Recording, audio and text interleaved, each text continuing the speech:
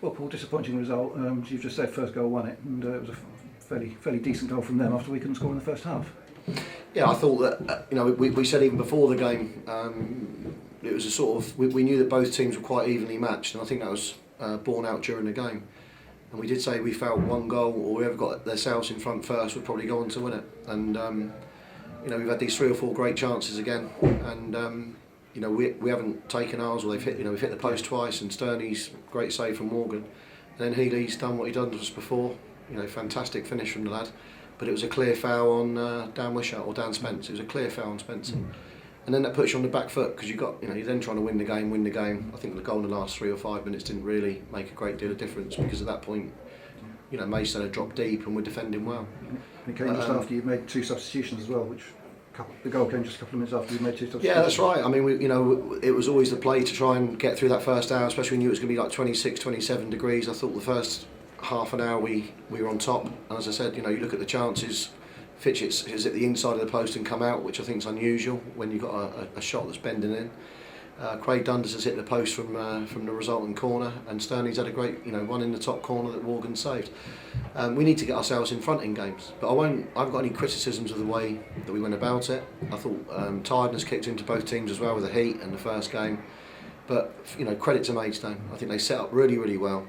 They defended well. They got wide when they could. They tried to break on us in that first half, and they created one very, very good chance as well. That was put over from 6 or 7 yards. So, I thought that the goal from them, really took the wind out of ourselves. And it's difficult. It's difficult then. But having said that, we put 2 or 3 great crosses across. And you need someone at the back that the fast stick to stick those in.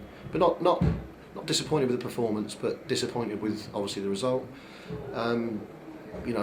Need to start scoring goals, and that's been a trend even in pre-season. We need to start finding that first goal first, and we've had chances again. It's not like we're not creating chances, but the responsibility of wingers and strikers is to score, and that's something we need to address. Dan Wishart on the bench and Dan Spence starting, was that a tough decision? Not tough at all. No, Dan Wishart didn't turn up for training on Tuesday, so it was a disciplinary thing as much as anything. And so no, it wasn't a tough goal. That's fine. And talk having a Mankel come off just after the goal. Was there a problem with him? I saw a few substitution signs before he came off. Yeah, I mean basically, he had a calf issue during pre-season. We've managed that. He obviously played 45-50 minutes last week and came through. He's trained well this week, but again he's felt both calves. So that is a potential thing that we've got to look at. And looking at Tuesday at Havant, Mickey Spillane comes in, and what chance of Jamie Collins? Yeah, Jamie's got a really good chance as well, and I think we missed.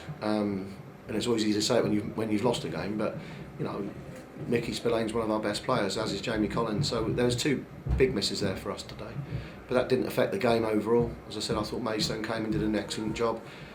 Massive. Well done to their support as well. They turned it into a home game for Maidstone. That's what it felt like. It felt like we were playing away from home today. So massive credit to Maidstone and their supporters for coming in such numbers. And it was, as a game as well, good advert for the National League South again. Yeah, and that's what we want. I think the Kent teams are going to get that this year, especially when they play each other. They're going to get these crowds of 13s and 1500s and 2000s, and that's probably the one thing that we lack here is that derby game or teams around us. But that in itself will give them a problem because I think all 4 Kent teams will take points off each other because of the derby atmosphere. They created a great atmosphere today and well behaved and they supported their team well, and it does make a difference. It makes you feel you're a proper game. And 2 big away games now to get the confidence back and try and pick. No, it's not a confidence issue. It's not a confidence issue. The fact is we've got a good team in there. The confidence will come if we get in front, and that's our biggest issue at the moment. If we don't start getting in front over the next 2 games, and you look at game 4, game 5 and think you've got an issue, but you don't win or lose a title. Yeah. We lost 5-0 when we first went up. We lost 5-0 to Woking and we finished second that year, so we were never going to win a league or lose a league today, and I think we're experienced enough in here to know that, and we're also experienced enough to know we've got a good team.